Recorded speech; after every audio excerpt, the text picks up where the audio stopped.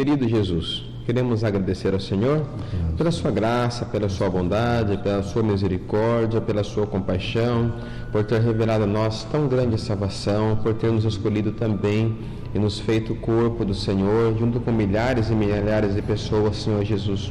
Muito obrigado por tantas bênçãos que o Senhor já nos tem feito e nos dado e concedido, pela saúde, pela paz que temos, por fazer parte de um ministério tão sério, tão abençoado, tão fecundo, que é este a qual nós estamos, Jesus Cristo. Obrigado por tudo que você tem feito por nós. Te rogamos pela sua orientação nesse instante, porque nós somos totalmente dependentes do Senhor. Sem Ti, nada podemos fazer. Espírito Santo, por favor, tenha compaixão de nós. Nos ajuda aqui nesse instante, a abrir nosso entendimento, nossa alma, nosso coração, para que possamos entender a Sua palavra e, de igual forma, compartilhar também com suas filhas e filhos que nos prestigiam com as suas prestações também, visualizando a aula, interagindo conosco, nos dando sugestões também. Assim pedimos, Senhor, e agradecemos desde agora e para todos sempre. Amém e amém.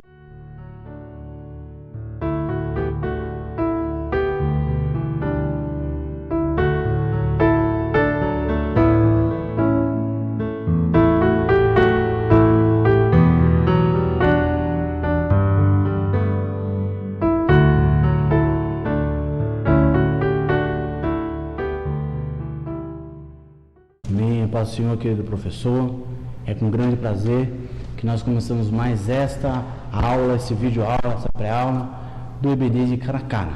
Eu fico feliz ao Senhor que tem nos dado mais essa oportunidade. Nosso querido professor Samuel de Barros, presbítero, está aqui também ao nosso lado, com seus comentários bíblicos, teológicos. Deus te abençoe, Pai do Senhor, meu querido. Pai do Senhor, professor Gerson, a paz do Senhor, amigos, amigas, irmãos, irmãs. É uma alegria poder estar mais uma vez conosco nesta lição, nessa nova jornada aqui, lição de número 4. É uma alegria muito grande para nós. Muito obrigado pela oportunidade. Amém. E aí, professor Samuel, está gostando dessa lição, desse trimestre? Está uma lição muito boa, né? Muito boa, muito prática. Prática, né? Muito prática e nos está permitindo repensar várias coisas, né? Várias coisas enquanto igreja que somos, enquanto obreiros, enquanto membros, que vale para todos, mesmo para quem não exerce uma função eclesiástica, pastor, como propriamente dito. Mas todos nós somos membros do corpo de Cristo e precisamos interagir melhor com Ele, né? De forma mais fecunda. Maravilha. Interessante o cuidado que Paulo tem no decorrer dessas 3 cartas pastorais aqui. E nosso querido Paulo, ele era muito cuidadoso, né? Com a membresia, com o pastorado, com o discipulado, com a forma com que o pastor ia se portar diante da igreja, a forma como que a igreja corresponder a esse pastorado, que é uma sincronia. Ninguém é pastor se não tiver uma ovelha. E a ovelha, ela necessita de um pastor, de um guia. E é uma lição muito boa. Bom, a lição de hoje, então, a lição de número 4, como o professor Samuel disse, pastores e diáconos. Um assunto muito importante que vai ser tratado no decorrer dessa lição. E o textuário se encontra na primeira carta ao Timóteo, capítulo 3, versículo 2, que diz assim: convém, pois, que o bispo seja irrepreensível, marido de uma mulher, vigilante, sóbrio, honesto, hospitaleiro, apto para ensinar. A verdade prática, nosso querido comentarista da lição, o pastor Reinaldo Renovato de Lima, ele traz o seguinte pensamento na verdade prática: os pastores e os diáconos são líderes, escolhidos por Deus através do ministério, para cuidarem do serviço cristão na igreja local. É uma lição que nos traz, como o senhor já disse, bastante cuidado e nos dá a oportunidade de repensar muitas coisas, muitos valores, muitos critérios, verificar se de acordo estamos realmente conforme aí o conceito bíblico. E a gente aprende muita coisa importante aqui na lição. Bastante coisas. Eu comentava essa coisa de você poder repensar. Isso é muito bom, esse exercício. É muito saudável, né? Repensar o que é igreja, né? O que é ministério, o que é chamada, enfim, tudo isso daí. Nessa lição aqui, no textuário, ele colocou uma palavra, que é a palavra bispo, né? Convém pois que o bispo seja irrepreensível. Essa palavra bispo, vamos entender um pouquinho sobre ela, considero isso importante. Ela, na origem dela, na etimologia dela, né? No grego, né? Episcopos significava um supervisor, um superintendente.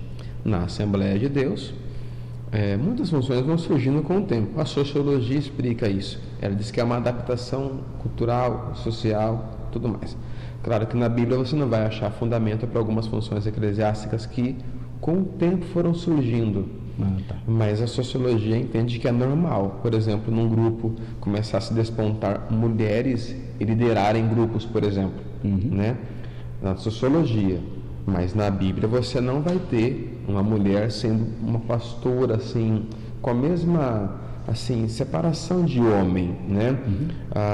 O ministério pastoral feminino, ele ocorre na igreja hoje, e falo da Assembleia de Deus, ela ocorre de fato, mas ela não ocorre por direito. Certo.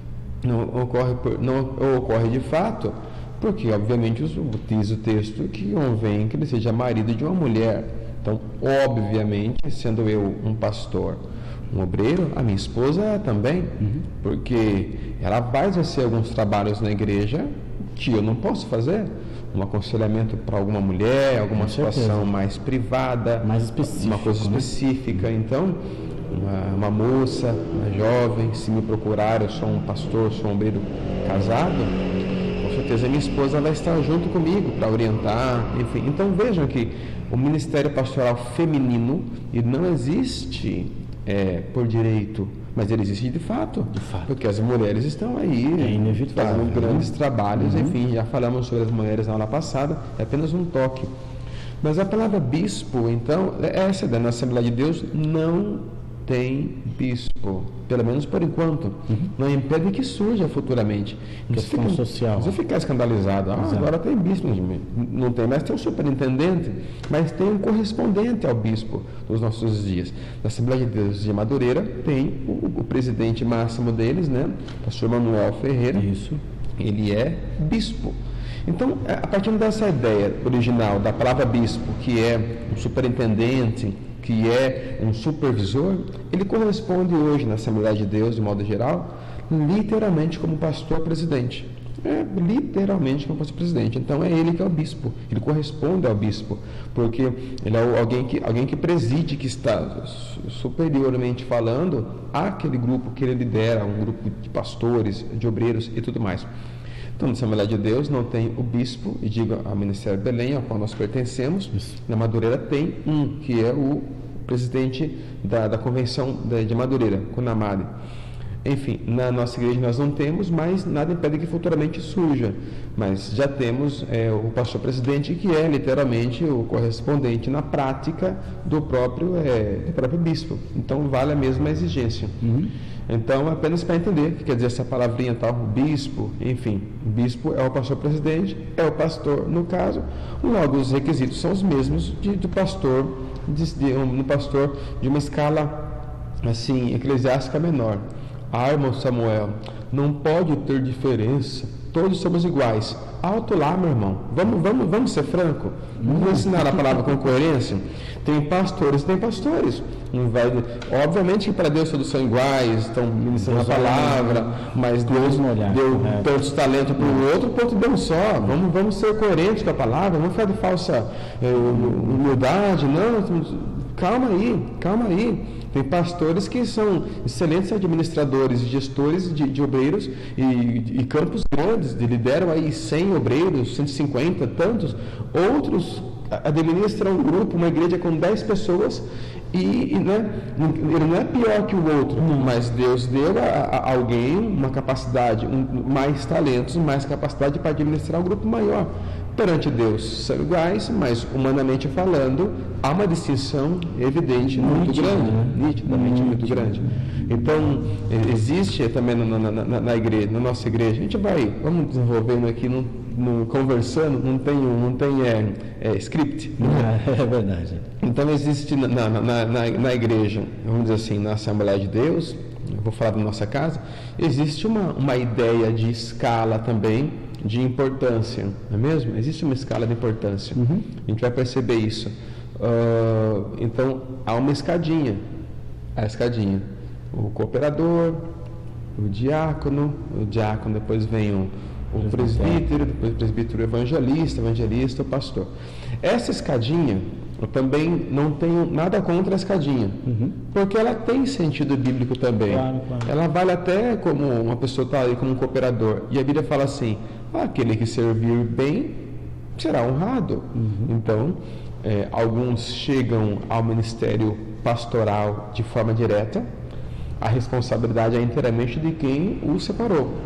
Ele deve ter visto naquela pessoa postura, atitude coerente, que a gente vai ver aqui já, e aí colocou. Não é errado, digamos assim, certo. Também. O senhor falando aí da questão, só uma parte, o senhor falando aí na questão do quem o separou, a responsabilidade é direta.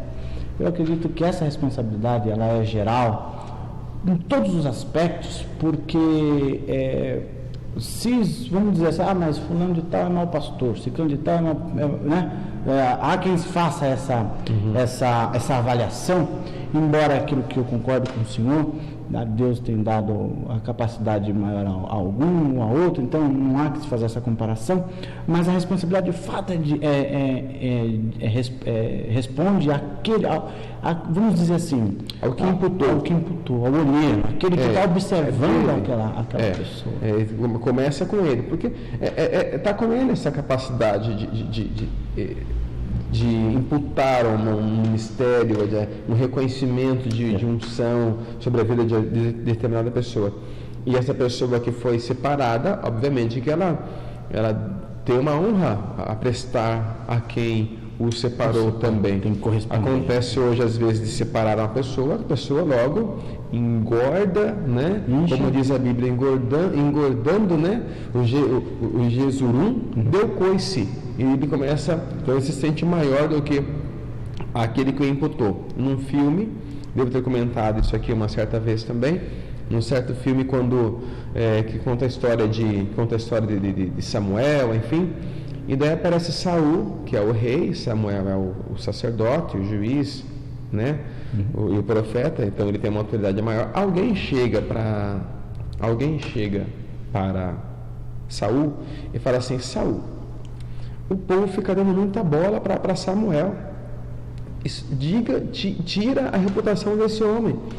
Diga para o povo que Samuel é um falso profeta. O povo vai, porque você é o rei aqui. Pensa bem, você é o rei aqui. Samuel, ele é um profeta. Diga para o povo que Samuel é um falso profeta. Aí o Saul fala assim: eu não posso fazer isso.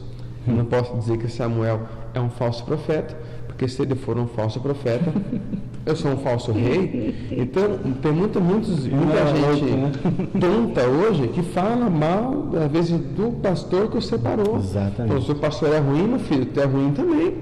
Porque foi ele que te separou. Então tem que aprender a honrar. Não tem nada a ver com bajular e puxar saco, mas é muito diferente você honrar uma pessoa, respeitar uma pessoa, do que você ser puxa-saco e bajulador de uma pessoa. Isso é muito diferente. A Bíblia ensina a gente a honrar, respeitar, considerando os outros como se ele fosse superior a você mesmo. Isso aí é a regra bíblica, mas alguns se perdem nesse caminho e acabam vendo para o lado da bajulação.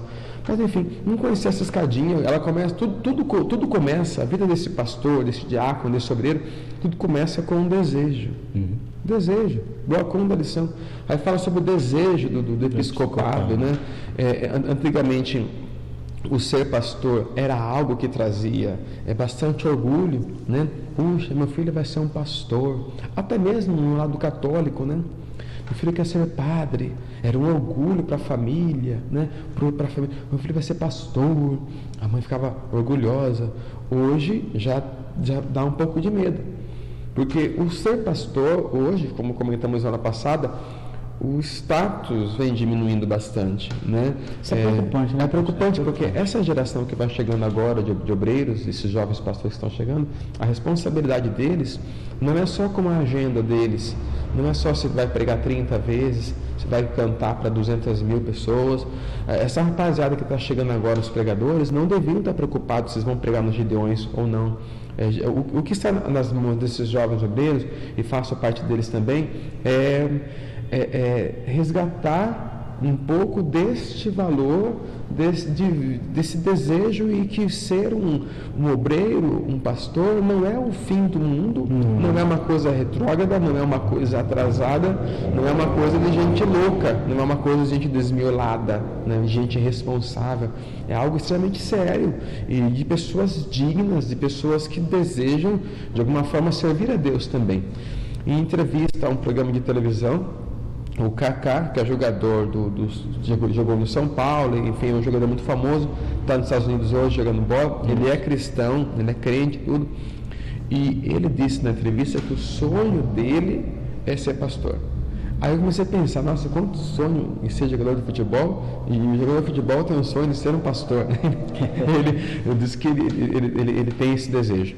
Mas enfim, começa com um desejo, e a Bíblia fala assim: e quem deseja o episcopado, né, excelente coisa deseja. Almeja. Excelente coisa, porque é algo excelente, é algo muito bom, é algo digno, é algo... Ser pastor não é só... Tem as coisas boas, né? O dia do aniversário, aqueles presentes que ganha, mas não é só isso aí. Existe muito mais coisa. Começa com um desejo. Então, desejo, ele começa com uma admiração, acha bonito.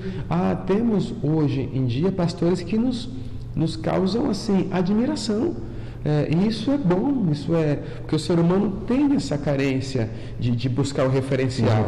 Isso é do ser humano, isso daí Deus colocou essa necessidade no homem, e não é desonroso, não é bonito, porque temos no Brasil, há pouco tempo atrás, um pregador muito famoso no Brasil, muito famoso, nem vou dizer o nome dele aqui, não tem quem não conheça ele. Ele falou assim que ele não via no Brasil pastores dignos de ser imitado, e foi lá para o exterior, e de lá foi separado, enfim, aquela coisa toda. Eu acho que é um tremendo não dá nem para designar, porque não é uma pessoa imbecil que faz isso, mas é uma pessoa extremamente desorientada. Dizer que no Brasil não há sim, há muitos obreiros sérios fazendo.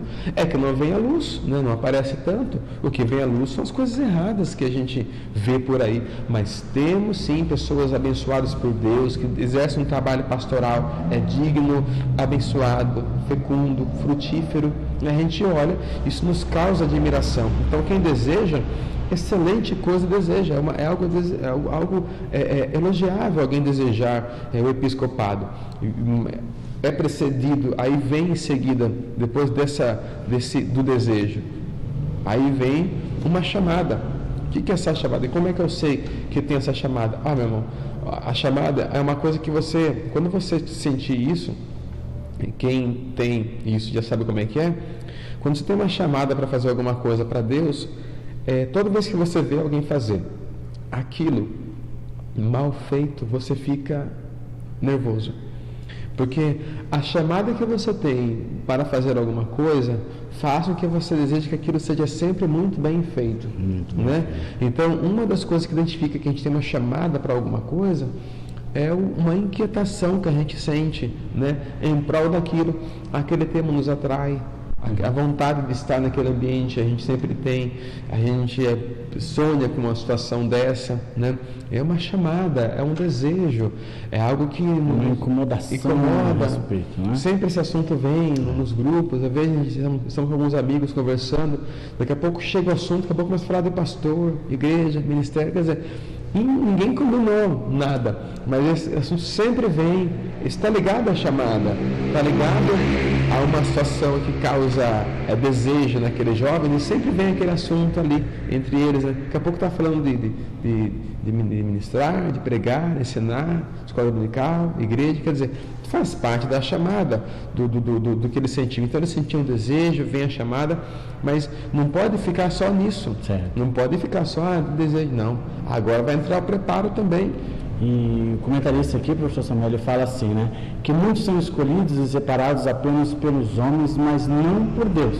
E aí eu estava numa reunião de obreiro, aqui do nosso ministério, e eu vi o pastor Cordeiro ministrando uma excelente palavra, uma excelente ministração naquela manhã. E ele falando assim, irmão, se você perceber que você não tem chamada, não é nenhuma coisa feia você retroceder. Você chegar e dizer assim, olha, eu percebi que eu não tenho chamada para fazer esse ministério, para desenvolver esse trabalho, para desenvolver esse papel aqui. Não é nenhum demérito, não é nenhum absurdo, não é nenhum cenário apocalíptico você retroceder, porque às vezes acontece, o comentarista aqui, eu faço das palavras dele a mim, muitas vezes a pessoa é separada pelo homem e não por Deus. Às vezes se empolga, às vezes é uma emoção, aquele culto fervoroso, aquela coisa, a pessoa se alegra, pula, o pregador pregou bonito, ilustrou muito bem, ele ficou empolgado, admirado, falou, puxa, eu quero ser assim também, quero ser usado também, aí daqui a pouco o pastor ora, ele já se alegra também, e ele pensa que ele tem, né? Chamada, vocação, vou fazer a obra de Deus, mas eu não quero nem aqui, eu quero logo a África, eu já quero ir lá para os chifres da África, tem uma região lá chamada assim, que a região faz o formato de, eu quero ir para lá, aí vai todo, não é assim. Não é assim, né? Tem toda várias coisas, né? Não pode, não dá, não deu. Tem pessoas que são excelentes diáconos, excelentes diáconos, péssimos pastores, né? Tem gente que é assim. A chamada dele é essa, é o diaconato. Quando viram um pastor, é separado a pastor, é a pior coisa que acontece. Acabou com ele. Ele perdeu ali mesmo, porque eu conheci um irmão, professor Samuel, era um excelente diácono.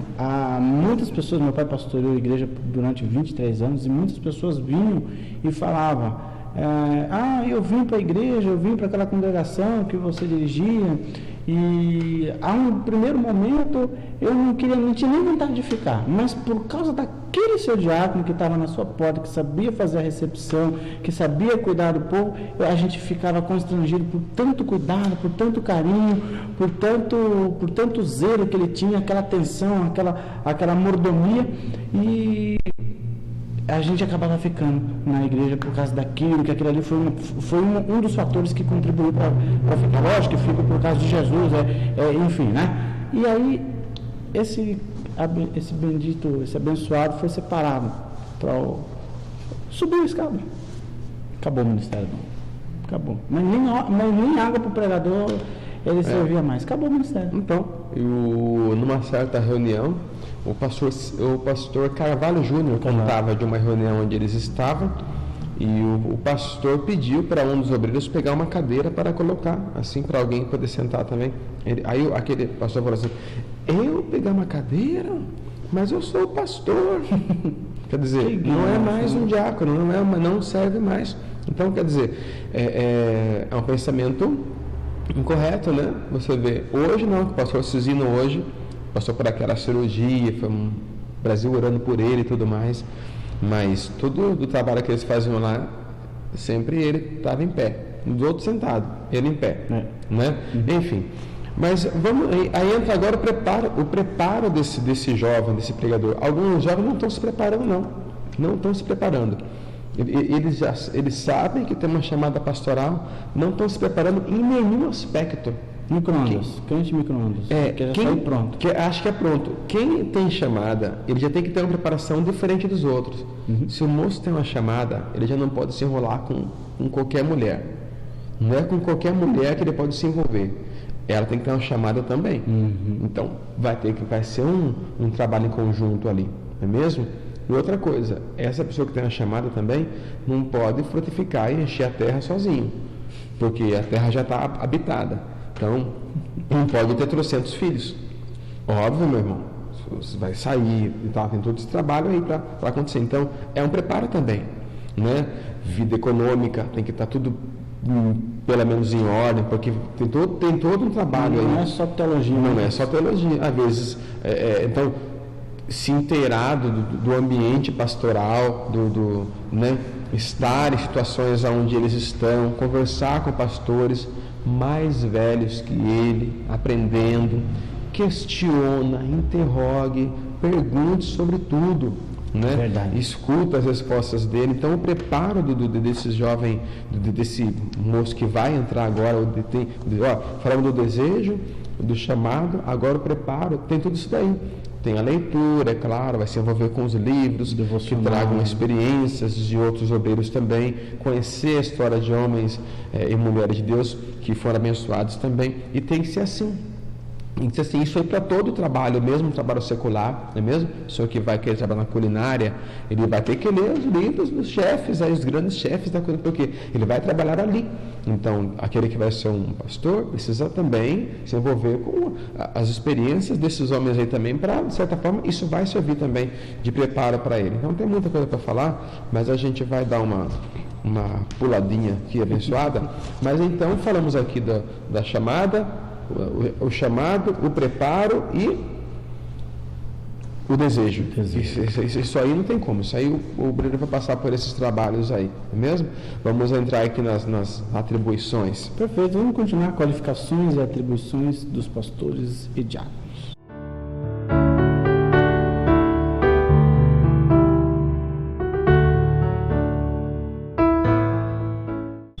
Muita coisa, né? E o trabalho pastoral em si, o trabalho pastoral em si é aquele que envolve o cuidado com os seres humanos, com as pessoas.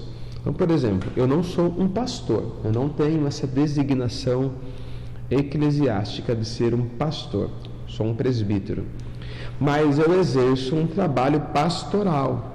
Quando eu converso com alguém, quando eu estou aconselhando alguém, não é mesmo? Já recebi em casa pessoas de aconselhamento, que estavam em situação de divórcio e pude conversar e pude glorificar Deus pela reconciliação deles depois. Então, aquele trabalho que eu fazia lá é um trabalho pastoral, né? Aí é a ilustração do pastor, da ovelha que cuida, enfim. Então, quando a gente fala assim de trabalho pastoral, de repente não é um pastor que deve estar fazendo ele. Um membro, um congregado, né, alguém ligado também pode exercer, porque é um trabalho pastoral. É o professor de escola dominical, é o líder dos jovens, é o líder de algum departamento, enfim, é um trabalho pastoral. Dirigir a palavra ao povo é um trabalho pastoral. Então, assim, em algum sentido, alguma coisa que o pastor faz, o membro faz, mas você tem que saber qual é que é o seu limite. Perfeito. Tem que saber qual é que é o seu limite. Tem coisa que o membro não pode fazer, não pode ultrapassar a barreira. Onde eu congreguei, se eu ia fazer alguma coisa na igreja, um trabalho diferente, precisava tirar cadeiras do lugar, mudar a posição, era trabalho com adolescentes, permissão. Sempre, sim, pode mexer sim. Eu já sabia que ia deixar. Isso é tão sadio, né? Eu já sabia que ia deixar. É como eu falo assim, dê a seta até quando a curva é obrigatória, né? Mas você pode, mas dê a seta, só para mostrar que você deu a seta, não é mesmo? Então, quando eu congreguei, assim, hoje, assim, quando eu passei, eu estava com um pastor, eu fiz de tudo para ser o tipo de membro que eu quero ter, se um dia eu vier a ser um pastor. Correto. Então, se um dia eu tiver como meu parceiro, se eu for um pastor, tiver um parceiro, para ser o tipo de membro que eu fui para os pastores onde eu fiquei, estou tranquilo, estou de consciência tranquila, não estou plantando rebeldia, não estou plantando desavença, estou plantando nada disso. Então, estou plantando obediência, estou plantando submissão, eu estou plantando satisfação, onde eu vou pregar, onde você vai, onde você está, aviso lá, entendeu? Então, as atribuições, muitas coisas que falam aqui, né? Os que amejam ao pastorado necessitam conhecer atribuições, qualificações, enfim. A Bíblia coloca 15 qualificações, olha aí, 15.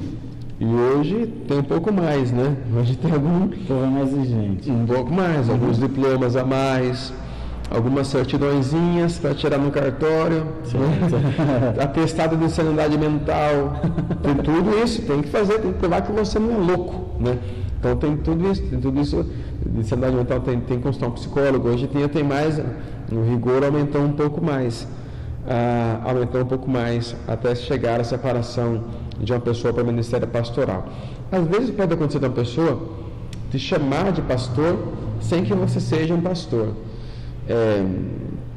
Pode ser por consideração e tudo mais. Só que você não pode se iludir com isso, não é? Você tem que entender o que você é, para não ficar iludido achando, eu sou um pastor.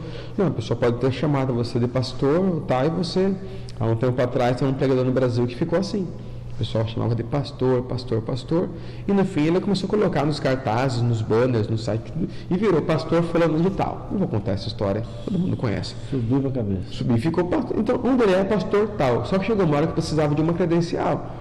Aí a convenção solicitou, ele não tinha. Aí ele foi explicar, não, é que foi separado nos Estados Unidos.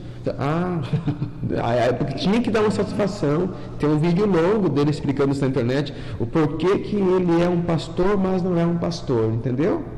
Aí ficou aquela coisa, não entendeu, né? Então, mas foi porque é o que é, meu irmão. Não é vergonha colocar ali, eu vou colocar lá que eu sou um diácono, e aí? E aí que Estevão era um diácono. Esses dias me convidaram para trazer uma palavra para ministrar, e colocaram lá presbítero Gerson. Aí eu não me apresentou como presbítero. Aí eu falei, não, diácono. Por que é esse cuidado? Porque às vezes a pessoa recebe, o que o senhor está falando, a pessoa recebe um elogio e engorda. Não sabe, né? Tem que ser de fato aquilo que é. Se eu sirvo, eu sou um diácono, sou um servo do Senhor, e glória a Deus por isso, a gente vai caminhando para o céu dando glória a Deus. Sim. Somos o que somos. Nem mais, nem menos que isso, né? Perante Deus. Então tem 15 qualificações, é muita coisa, né, irmão? A gente vai comentar algumas aqui com os irmãos, mas ele fala assim, vida irrepreensível, pelo amor de Deus, né? Ele está ensinando, está mostrando, está indicando, né? Ninguém pode olhar para esse pastor e apontar nele alguma coisa que ele está em débito com o que ele ensina. Exato. Mesmo? Um pastor que gosta que briga com a igreja, que chama a atenção público de certos membros.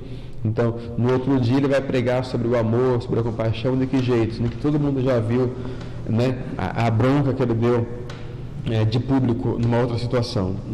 Então, vida irrepreensível. Isso envolve a pessoa não exigir dos outros coisas que ele não faz. Né? Tem que ter moral para ensinar, para cobrar as coisas. Então, vida irrepreensível, viver em santidade, né? Não é fácil, mas é possível. Né? É uma vida santa. Então, de um pastor, a exigência é mais pesada, né? É mais pesada. O apóstolo Paulo ele se apresentou lá em Atos dos Apóstolos para os irmãos, dizendo assim, eu procuro ter diante de vocês uma consciência pura diante de Deus e diante dos homens. E achei interessante essa expressão dele, né? Está envolvido dentro dessa vida irrepreensível, né? Que ele nada condenaria ele diante de Deus e nada condenaria ele diante dos homens. Isso é importante. Numa das cartas pastorais, Paulo disse para Timóteo, fala, Timóteo, tem cuidado de ti mesmo e da doutrina, né? Para que você possa salvar aos outros também. Então, cuida dela.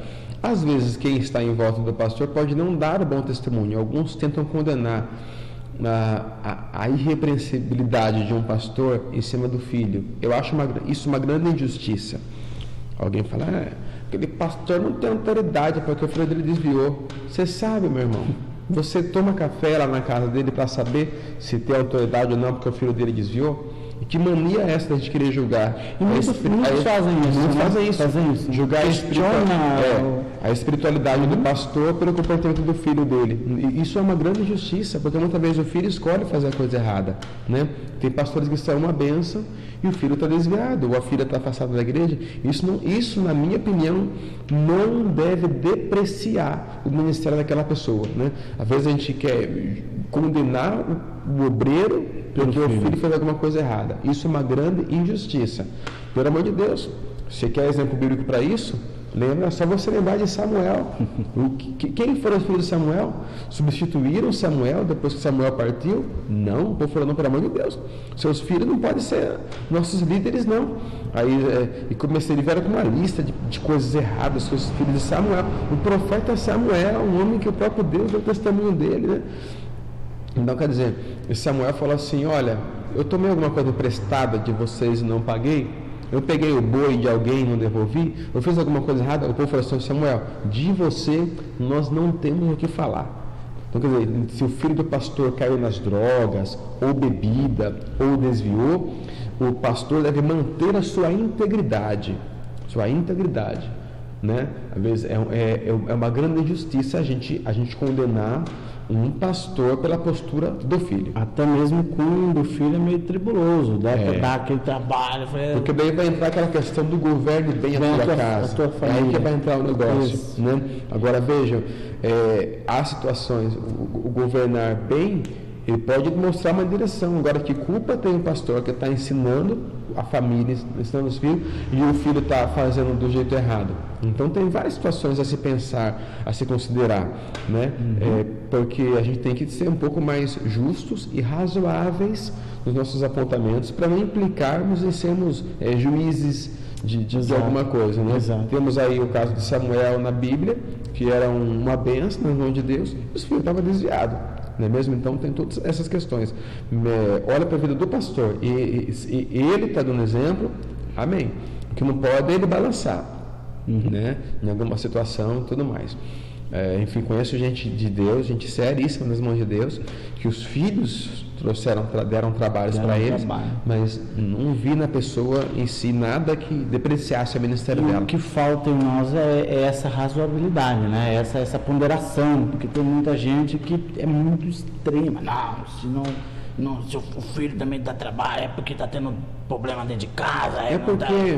É muito fácil apontar, né, irmão? Uma delícia. Você aponta o dedo e fala, aquele lá está errado, aquele lá está assim. Tá...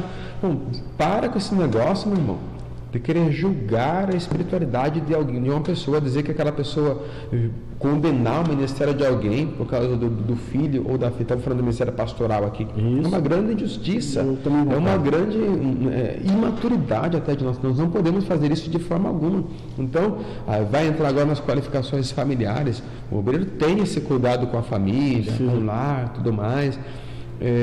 Enfim, mas as crises estão aí em todos os sentidos, não é mesmo? Se tem uma família na Bíblia que, na minha opinião, era para ser a família mais certinha da Bíblia, era a família de Jesus. Aquela família, na minha opinião, era para ser uma família que não era para ter crise nenhuma. E não é que tinha, meu irmão? Totalmente equilibrado. Não é que dava uns barracos do vizinho quando lá também? Os vizinhos lá vê, lá da irmã Maria de novo, tá lá. No fim, diz que os irmãos de Jesus, João 6, brigavam com ele. Outra versão fala que chegaram a expulsar ele de casa. Eles davam uns barracos na casa de Jesus, meu irmão. Aí fica esses pregadores aí pregando, não, porque o lar do crente é uma bênção. A esposa, 4 da manhã, fala aleluia, o marido fala glória a Deus, o filho entra na cozinha profetizando. Não, para que isso não existe, isso é só na revista, numa fotografia de um filme. Só que não, né? Não tem como. Vamos tem que procurar apresentar coisas mais palpáveis, um evangelho mais prático, algo que dê para a gente aplicar, né, levar no mercado, né? Enfim, porque não fica um evangelho impraticável, uma utopia. Que é isso? Então, entre as qualificações familiares do pastor, né? Ser casado e ter uma vida conjugal saudável, não é mesmo? E aqui vai ter outras implicações também que vai acontecer, né? É o pastor casado, beleza. Se a mulher vem a faltar ou falece, como fica agora? Ele é um viúvo. Então tem outras situações, desdobramentos que a gente vai ter que observar. Esses dias teve um pastor que se casou e aí foram reclamar com o pastor presidente dele. Aí a esposa dele havia morrido, ele já estava viúvo. Ele se casou e foi reclamar com o pastor presidente. Falou, pastor, o fulano de tal casou de novo. Aí o pastor presidente falou assim, tá, mas você foi lá na casa dele para lavar a cueca dele? Você foi lá fazer o almoço para ele? Você foi lá fazer a janta? Você foi lá cuidar dele? Quer dizer, ele achou alguém que faça. E qual o grande crime que esse pastor cometeu? Se estava viúvo, casou-se de novo agora. Então, pelo amor de Deus, meu irmão. Tem gente que não tem o que fazer. Vai atualizar a página do Face lá, fala alguma coisa. Compra um gato, né? Compra um gato. O gato tem 7 vidas, né? Aí cuida das vidas do gato e vamos ter um pouco mais de paciência, pelo amor de Deus. Então, qualificação particular, qualificações familiares do pastor, ser casado, ter uma vida conjugal saudável. O equilíbrio conjugal, claro, isso deve ter, isso é óbvio, não é mesmo? Ele vai aconselhar famílias, vai aconselhar jovens, moços. Não dá para o pastor ter casado 30 vezes, né? Não dá para contratar, sei lá, não ia falando de uma artista aqui, mas não deixa quieto, né? Para não se prejudicar aqui. Mas não tem condição, tem que ter um certo equilíbrio, tal, enfim, tudo isso deve acontecer. A vida conjugal saudável. As pessoas têm que olhar para o seu obreiro, para o seu pastor e perceber que ali eles têm uma vida saudável. Não é perfeita, tá? Mas saudável. Há situações adversas, mas eles têm uma vida saudável. Eles entram nas crises e superam com maestria, com bastante cuidado. E Paulo, ele dá o cuidado a Timóteo, né? Ele fala, ser o exemplo dos fiéis, né? E eu acredito assim, embora não há essa perfeição de fato, concordo com o senhor, o pastor, mas ele tem que ser um modelo, ele tem que ser um exemplo. Ele é. A pessoa tem que olhar para ele, tem que ver o relacionamento dele com a esposa, tem que ser um modelo. Tem que ser um modelo. Dos quais, diz a Bíblia, imitar-lhes a fé. Então é para olhar para o pastor e querer ser igual a ele. Eu me sentia muito honrado, onde eu congregava no Jardim Newton Torres, aqui em Sorocaba, um menininho chamado Eric, ele congrega nessa igreja. Mas eu comecei a trabalhar num cartório, então desde os meus 13 anos, estou com 34 hoje, há mais de 20 anos então, que eu tenho mania de usar maleta. Eu me organizo melhor com maleta. Era assim, no cartório, onde eu trabalhava, ia fazer meus trabalhos com 13 anos, ia para algum lugar sem ter maleta, com documentos, coisas importantes, então... menininho, pré-adolescente ainda, então é normal ser desajeitado. Então põe na pasta, só abre quando chegar. Então eu uso pasta onde eu vou, para mim é a coisa mais normal do mundo. E daí eu lembro que tinha 2 meninos lá, tinha o Fabinho e o Eric. Eles começaram a se vestir igual a mim. Que legal, que bonito. Colocavam uma roupinha igual e tal. E não é que arrumaram até uma maletinha, rapaz. Eles iam lá com a maletinha na mão. Eu achava aquilo lindo, né? Bonito. Eles olhando e querendo imitar, né? Falava, meu Deus, que responsabilidade, né?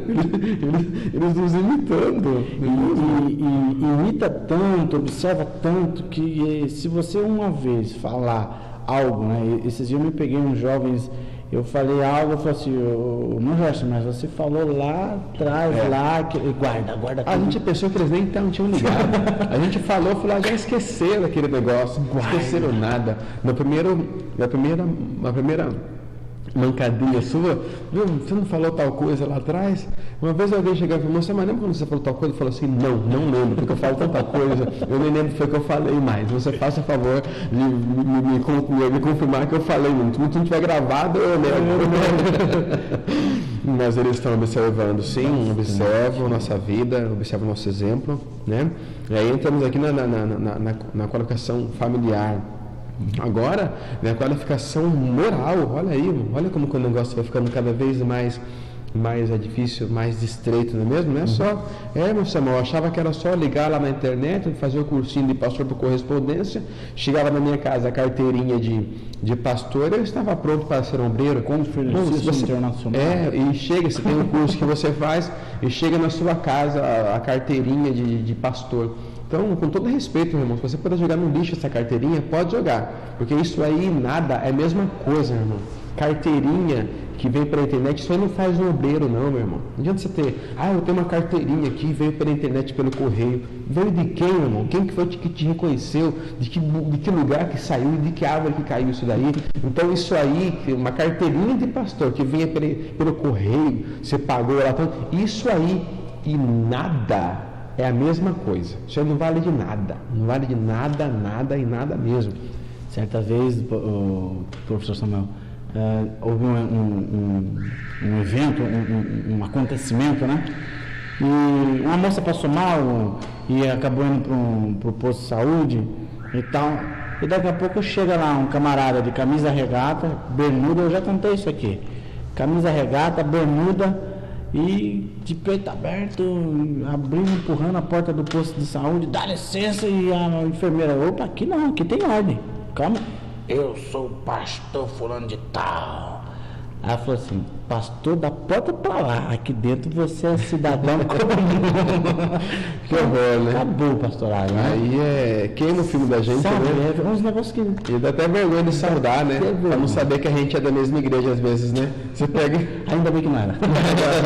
Ainda bem que não era. Ou vocês estão servindo de tomar um cafezinho que o professor Gerson preparou aqui, ó, que aqui é na base do café. Jesus. Tem que explicar porque vão achar que é outra coisa. É café, viu, irmão? Fica tranquilo, é tudo tranquilo.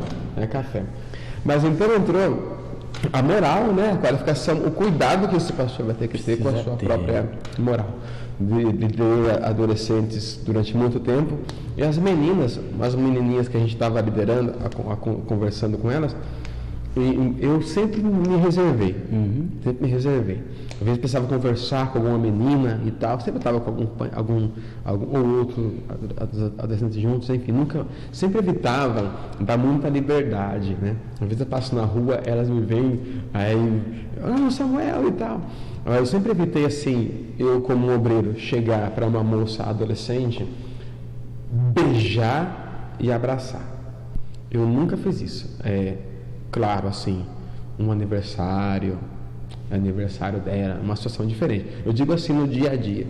Porque esse tato de beijinho, e tal, fica dando muita liberdade, concordo. Então, não pode, tem que tomar muito cuidado. Porque também, eu não queria que elas achassem que era normal um homem da minha idade chegar e tocá-las, beijá-las e tudo mais. Então, eu evitava por causa disso mesmo e até hoje eu evito. E elas gostam de mim até hoje. Então, isso aí o fato de fazer não fez gostarem mais nem gostar menos. Eu considero do mesmo jeito, não é mesmo? Então, cuidado, né? Qualificação moral, ser honesto, sincero, verdadeiro, hospitaleiro, acolhedor, olha, tratar bem as pessoas, né? Quer dizer, ele fala assim de várias coisas, olha, não dado ao vinho, não usuário de bebidas alcoólicas, né?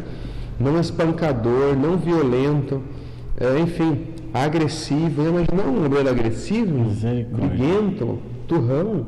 Como a gente vê muitas vezes aí, a gente vai para brigar. Quer dizer, o braço direito não é. É complicado. Se batizar e ficar com o braço para cima, não dá, né? Então vejam as qualificações dos pastores e diáconos, né? É dos dois, porque o diácono será um dia um pastor também. Você só vai diretamente ao ministério pastoral se você for muito ligado, de certa forma, a algum pastor muito influente. Acontece, meu Samuel, de uma pessoa chegar diretamente ao ministério pastoral? Acontece, mas são grandes exceções. São exceções mesmo. Na prática, isso ocorre muito quando a pessoa já tem um pai que é bastante influente, seja um obreiro também. Que é absolutamente normal. Eu não vejo isso como o fim do mundo, não precisa começar a Armagedon por causa disso, né? Não é o fim do planeta, não vai cair um asteroide aqui por causa disso. Vejo como normal o pai indicar o filho, separar, não vejo problema nenhum quanto a isso. Deus indicou o filho dele também para... Absolutamente não. Deus indicou o filho dele também, nunca vi. Qual o pecado que tem no pastor indicar o filho? Não vejo nenhum problema quanto a isso não, né? Então passamos pelo trabalho a qualificação e atribuição de pastores e diáconos, e agora vamos falar do diaconato em si, né, que é o terceiro bloco dessa lição, o diaconato. Perfeito.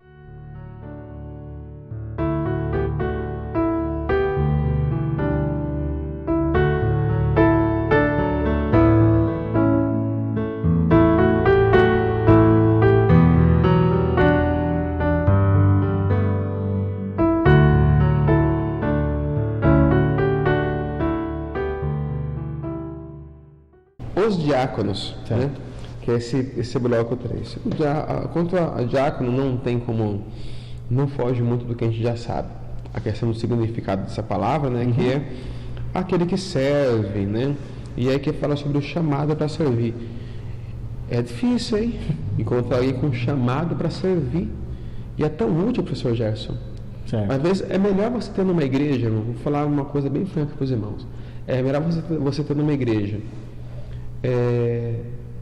3 pessoas que têm um chamado para servir do que 10 bacharéis em direito, ou em teologia, ou mestres em divindade, né? Porque você vai conseguir, vai ter muito mais utilidade em alguém que queira servir do que em alguém que queira simplesmente ter um título ou um cargo, não é mesmo? Então, o chamado para servir não é para qualquer um, não. Concordo. Não é qualquer pessoa que tem o prazer de servir, que quer ajudar, que quer, né? E me parece que até a questão da pessoa servir na ótica, no juízo de valor da maioria, é demérito. Eu não, tenho que lavar banheiro, vou ter que pegar o banco, vou ter que abrir a igreja. Mas, gente, se ninguém abrir a igreja, quem é que vai abrir? Se ninguém precisar fazer esse trabalho, se ninguém fazer esse trabalho, quem é que vai fazer? Então, é louvável servir. Preparar a mesa aqui para os irmãos da Santa Ceia. Lindo, né? Que coisa linda. Eu vejo aquelas mesas que os irmãos fazem Santa Ceia.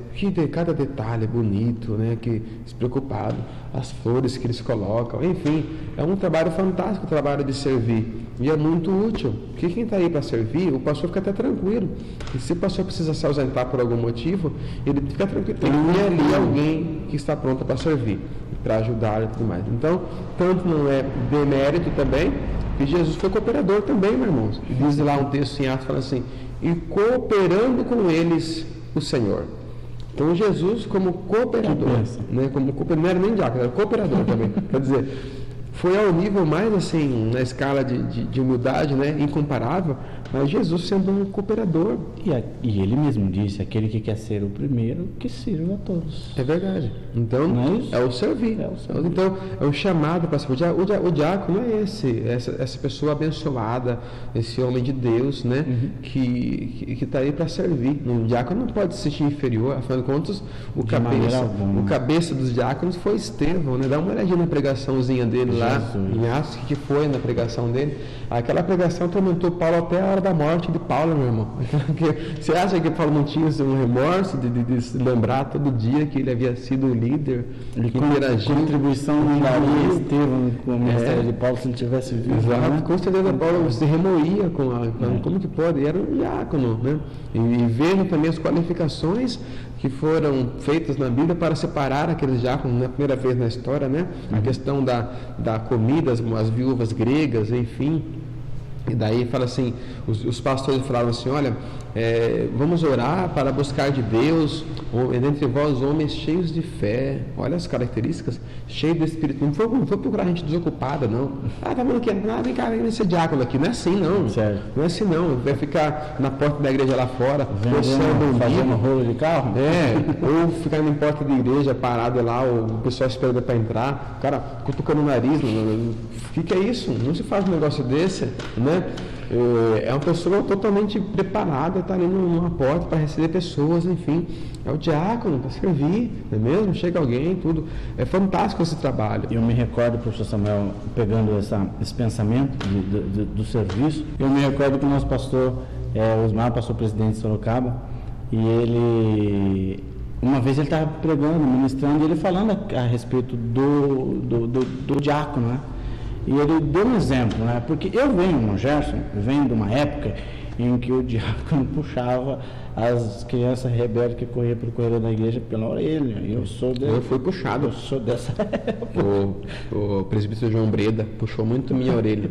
Me colocava no colo da minha mãe, daqui a pouco eu escapava de novo. E ele dizia na sua fala, né, meu irmão, ele tem uma voz muito, muito, muito ponderada. Se você não tem sabedoria para cuidar das nossas crianças, você é útil para fazer tudo na obra de Deus, menos ser um diácono. Porque tem que ter um cuidado, até mesmo com as crianças dos nossos irmãos, professor Samuel. Então é serviço mesmo, é serviço mesmo. Então há todas essas qualificações aí. Olha aí, ó, do diácono. Diácono honesto, não de língua dobre, mentiroso, fofoqueiro, não dado. Imagina um diácono fofoqueiro. Você vai fazer o que com um cara desse? Você vai pedir um conselho para ele? Sei lá, alguém está com problema conjugal, vai conta ali quando o irmão dobrar o joelho para orar, quando ele sentar, a igreja já está sabendo já, né? O irmão acabou de se desabafar com um diácono lá, algum problema, alguma situação. sei lá, pastor, eu acho que eu não me identifiquei com o pastor que chegou agora, eu não sei e tal. Aí o diácono já foi no Face lá, já foi lá. Gente rebelde aí, que tá se levantando como tábua do Senhor. E marca o nome do pastor aí na frente, que é para acabar de vez comigo, né? Quer dizer, não dá para ter um diácono fofoqueiro, né? De forma alguma, né? Nem ninguém, né? Nem diácono, nem pastor, nem nada. Fofoqueiro é uma coisa muito complicada. Né? Ninguém, todo mundo gosta de uma fofoca, mas ninguém gosta de fofoqueiro. Tem até uma irmã que montou uma página, um canal no YouTube chamado Fofocantora. Fofocantora, né? De cantora que fofoca, enfim. Sempre tá, né? Os gays estão lá, vendo lá, a gente gosta do barraco, né? Delícia. Enfim. Então, nós vemos aqui a qualificação do diácono, né? Desse que serve, né? Que papel fantástico esse, o serviço cristão. E, indo para o nosso último bloco, pastor Gerson. Correto.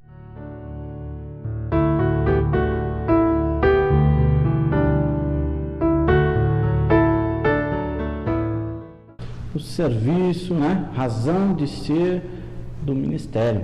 Exemplo do mestre, o exemplo de Paulo, o exemplo de Timóteo. Tem coisa boa aqui. Tem. Olha só, o próprio Jesus, né? Exemplo do Salmo 100, né? Lembrando do Salmo 100. Celebrai com júbilo ao Senhor, vós, todos os moradores. E fala uma frase bem assim ali. Servir ao Senhor com alegria. Com alegria. É interessante essa palavra, né? Que servir a Deus é algo que sempre nos dá alegria. Não tem nada melhor que servir a Deus, irmão. É uma delícia servir a Deus. Muito bom. É um prazer, é um gozo, uma coisa tão gostosa, tão prazerosa que é servir a Deus, né? Deus é fiel nas coisas, né? É fiel à palavra dele que habita em nós. Então Deus é maravilhoso servir a Deus. Então servir a Deus é sempre motivo de alegria. Quando servir a Deus não nos dá alegria, tem alguma coisa errada. Ou com a gente, ou com alguém que esteja ligado ao serviço que nós estamos fazendo para Deus, ou com o modo com o qual nós estamos servindo a Deus. Então, alguma coisa está errada. Então, se servir a Deus começa a trazer tristeza, pesar, raiva, misericórdia, alguma coisa está errada. Está errada alguma coisa, ou com a gente, ou com as pessoas que estão à nossa volta, ou com a forma com que nós estamos servindo a Deus. Então, servir a Deus é uma maravilha. Jesus serviu, né? É o exemplo de serviço. Depois vem Paulo como exemplo também de serviço também, sem comentário. O apóstolo Paulo é fantástico, né? Um exemplo também de alguém que trabalhou para Jesus. Só que eu não colocaria Timóteo nessa lista.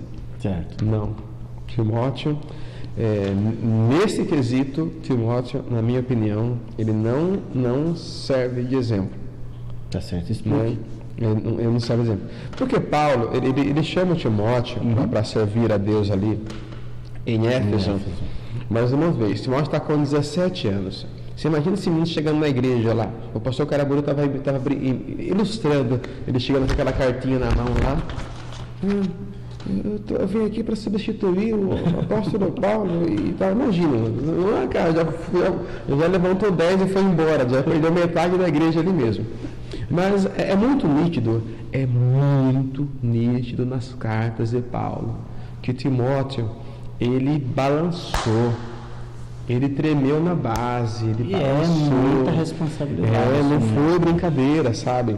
A intenção de Paulo era mesmo, e Paulo confiou, acreditou, mas quando Paulo fala assim, olha, ninguém que despreze por você ser jovem. Animada, né? Você vai ver a segunda carta de Paulo para Timóteo, você vai ver que Timóteo não está mais em Éfeso, não está mais lá. Capítulo 4, versículo 12 da segunda carta, Paulo fala assim, olha, para Timóteo, ele fala assim, eu enviei a Tíquico para Éfeso. Essa frase deixa subentender que Timóteo não está mais lá em Éfeso. Por que Paulo ia falar para Timóteo que ele ia enviar Tíquico a Éfeso se Timóteo já estivesse em Éfeso? Porque Paulo ia falar para Timóteo uma coisa que ele já sabia. Então Timóteo já tinha ido para algum outro lugar, ou a leste daquela região, ou até mesmo para a Galácia. Não estava mais ali. Então, e vejam, meus irmãos, na segunda carta de Paulo para Timóteo, como que Paulo dá uma sacudida nele. Sofre comigo, sabe? Você vê que bonito, você vê pela fala, é uma conversa, meu irmão. Pelo que Paulo fala, você sugere que Timóteo fez. Então, quando cumpre comigo, sofre comigo e tal, Paulo dá uma chamada de atenção em Timóteo na segunda carta, que é para o menino ficar firme, tadinho. Coitado. Ele foi dormir tremendo aquele dia, com a orelha queimando. Né? Timóteo é uma bênção. Um moço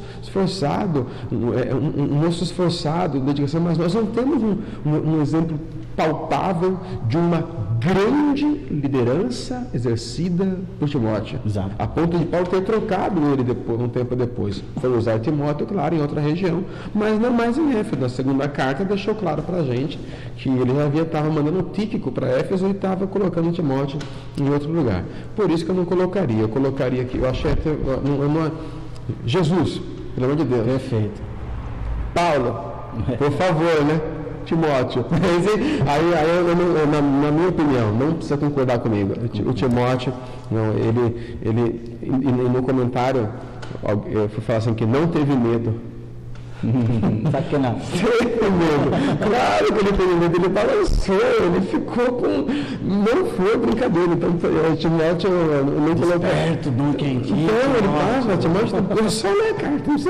Não vá por mim, vá pela carta. Leia a segunda carta, você vai ver que Timóteo balançou, não foi brincadeira, não. A responsabilidade foi muito grande. É mesmo. Dá até para entender, Timóteo. Né? Dá para entender. Puxa vida, dá para entender. A responsabilidade é muito grande. Eu observo Timóteo, gosto da história dele, do ministério dele. Se não fosse ele, não teríamos essas duas belas cartas para ler e apreciar aqui. É igual as pessoas pegam Moisés e dão o exemplo. Mas Moisés não entrou na terra prometida. Não vai entrar na pé de Moisés e carregar aquela multidão inteira. E quando alguém fala que Moisés não entrou na terra prometida, eu digo, alto lá.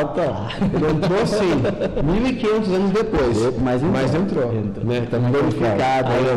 Glorificado. Aí que honra. Palavra de Jesus, né? Então, por isso, nós aqui fechamos essa lição, essas exposições de ideias e pensamentos. Houve apenas 2 pontos. Bom, escola dominical é isso, meu irmão. Em aula é normal pessoas discordarem, isso aí não tem nada a ver com... o quê? É uma coisa mais normal do mundo. Teve 2 pontos nessa lição que eu discordei da expressão utilizada, mas isso quer dizer nada. Isso aí são 2 expressões apenas que eu coloquei, que vou colocar aqui nessa aula, que foi essa situação do Timóteo que eu coloquei, e a outra na verdade prática, citando diáconos como líderes. Certo. Então, há que se especificar, nem sempre o diácono é líder, né? Ele está mais para liderado do que para ser líder, na verdade. Há um diácono que supervisiona os outros, né? Um caso ou outro, mas em si, o diácono no exercício eclesiástico, eu não vejo ele pendendo muito para a liderança, vejo ele pendendo mais para o serviço mesmo e sempre sendo submisso a alguma liderança. Talvez seja até pelo uma liderança tácita, nada ali direto, mas um exemplo, talvez seja até por isso. Pode ser. O professor já está tentando salvar. Fica à vontade. Mas é isso aí, nós estamos apenas esses 2 pontos que eu... Tá? Mas foi isso. Aqui encerro as minhas posições e que bom poder estar com os irmãos mais uma vez, fechando essa lição de número 4 de nossa revista. Amém. Deus abençoe o professor Samuel por essa boa aula, esse bom comentário. Você, professor, que tem nos acompanhado, que tem ali nos apoiado, incentivado esse ministério, é feito com muito amor, com muito carinho. É um prazer imenso ter o professor Samuel ao nosso lado aqui com esse trabalho. É um prazer imenso ter aí essa interatividade de vocês. E ore, continue orando por nós, intercedendo, divulgando esse trabalho, pois somos carecedores das vossas orações. Vá para a escola dominical, debaixo de todo cuidado, debaixo de toda oração, toda responsabilidade, e ensinar não por vaidade, mas ensinar pelo Espírito Santo, guiado por Ele, porque o ensino é algo muito sério, né? Deus abençoe a sua vida, professor Samuel. Amém, Gerson. Deus abençoe a todos. Em nome de Jesus. Amém. Deus te abençoe.